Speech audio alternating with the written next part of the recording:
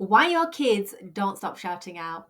Let's take a look at stopping shouting out and those impulse behaviours underpinned by neuroscience.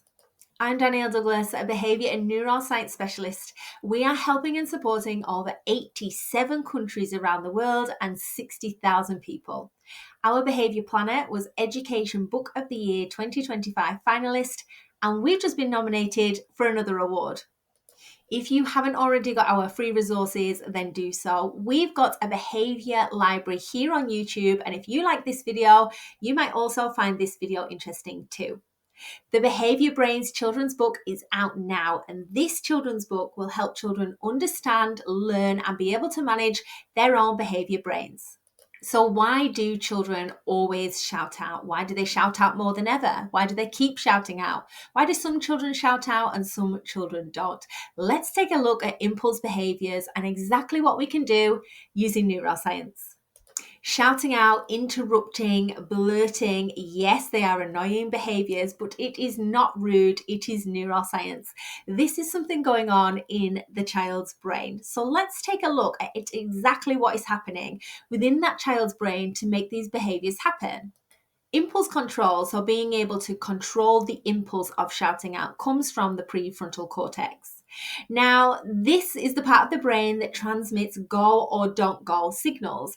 This is also supported by evidence from the past and by lived experiences about what happens next.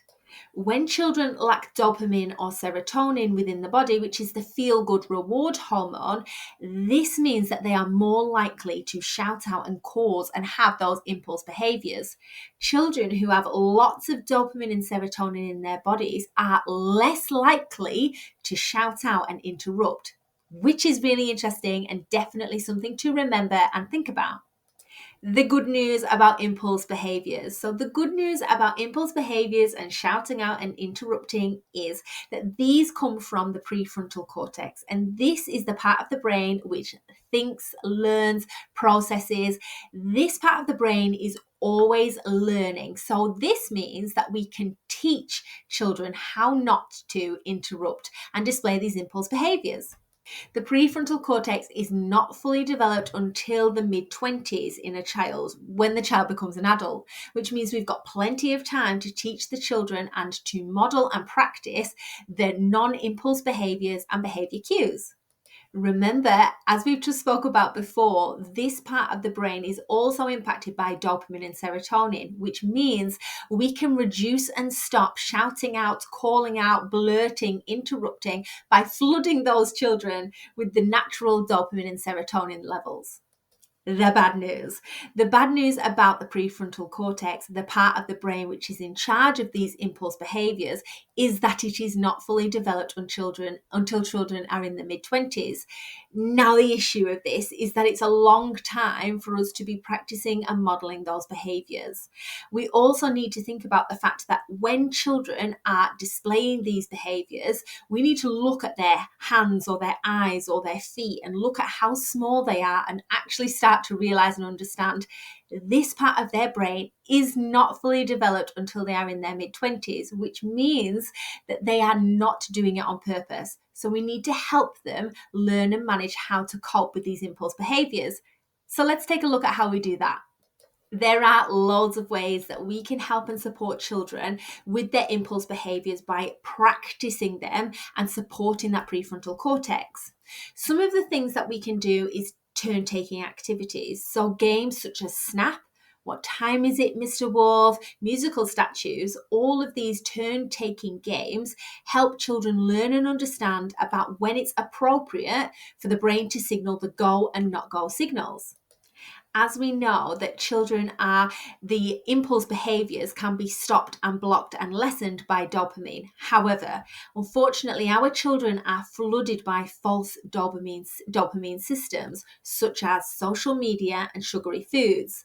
Now, this impacts the amount of dopamine that are in children's bodies, which means that sometimes if there's too much dopamine, it can work and have the opposite effect, which means by lots of false dopamine triggers, such as social media screen time and sugary foods, children then won't respond or recognize the dopamine, which means they are more likely to shout out and interrupt.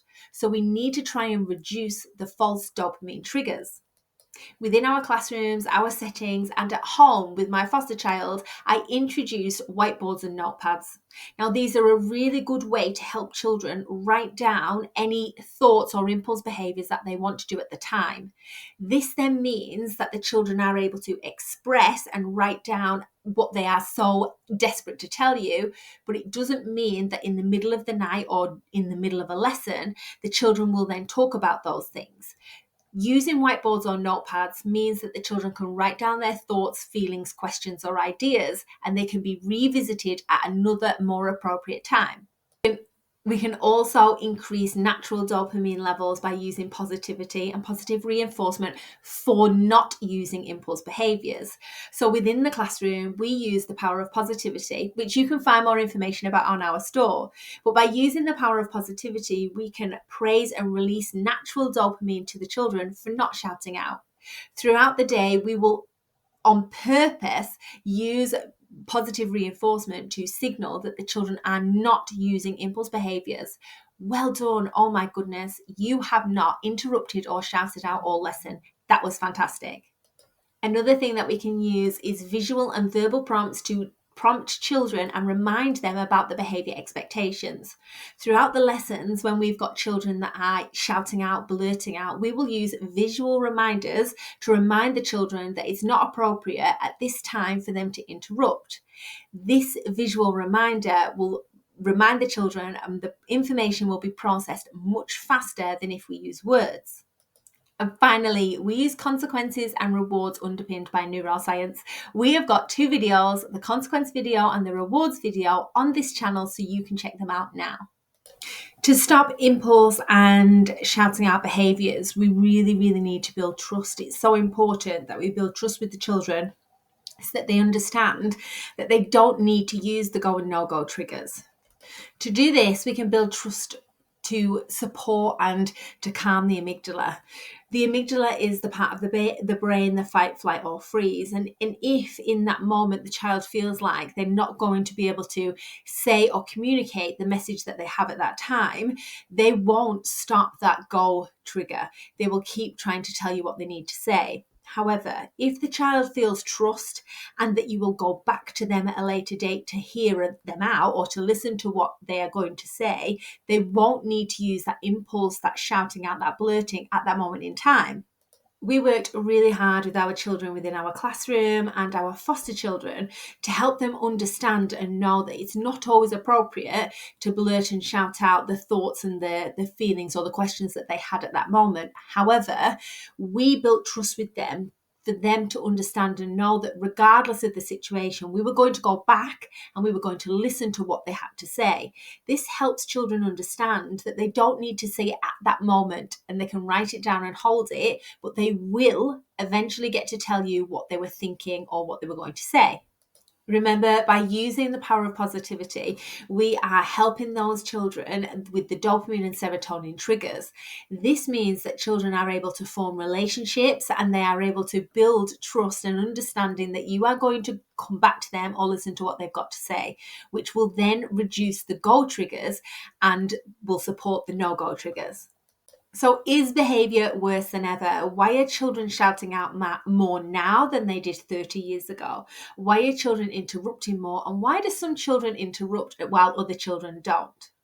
So we said in the beginning that dopamine and serotonin can stop impulse behaviours, but it can also have the opposite effect.